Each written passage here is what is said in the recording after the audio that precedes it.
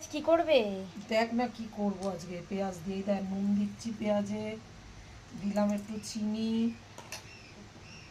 গোলমরিচ গুঁড়ো, লঙ্কার গুঁড়ো, গরম মশলা গুঁড়ো, আর দেবো স্বাদ অনুযায়ী চাট মশলা।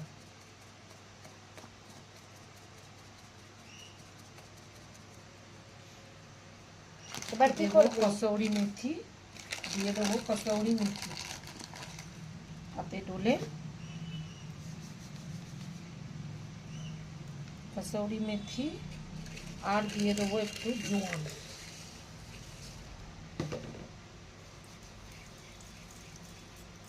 এবার এগুলো এবার মিক্স একটু করবে? জিরে ধনের গুঁড়ো দেবো।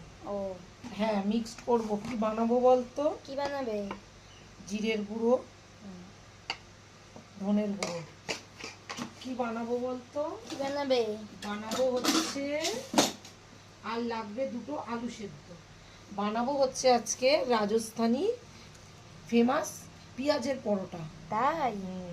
আর লাগবে এতে দুটো সেদ্ধ আলু। দিয়ে নিলাম দুটো সেদ্ধ আলু, হাত দিয়েই ম্যাশ করে দিচ্ছি, দিয়ে খুব ভালো করে চটকে মেখে নেবো।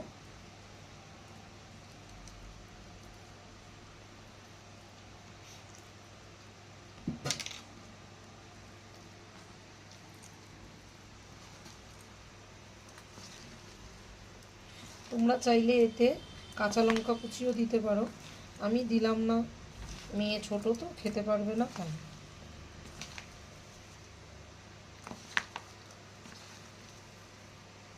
গো, তো দেখো এখানে আমি একটা নর্মাল আটা আর ময়দা মিশিয়ে ময়াম দিয়ে, যেমন লুচি পরোটার ময়দা মাখো সেরকম একটা ময়াম দিয়ে এই যে ময়দা মেখে রেখে দিয়েছিলাম কিছুক্ষণের জন্য, এই 15-20 মিনিটের জন্য রেস্টে।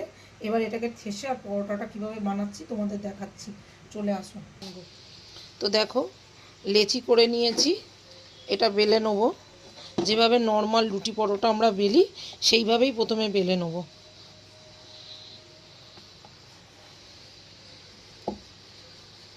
ময়দাটা আমি বেলে নিয়েছি। এইবারে দিয়ে দেবো আলু আর পেঁয়াজের এই যে পুরটা দিয়ে দেবো, দিয়ে এইভাবে পুরো পরোটাতে আমি পেঁয়াজটা লাগিয়ে নেবো। এটাকে স্প্রেড করে নেবো। তো দেখো পুরো স্প্রেড করে নিয়েছি।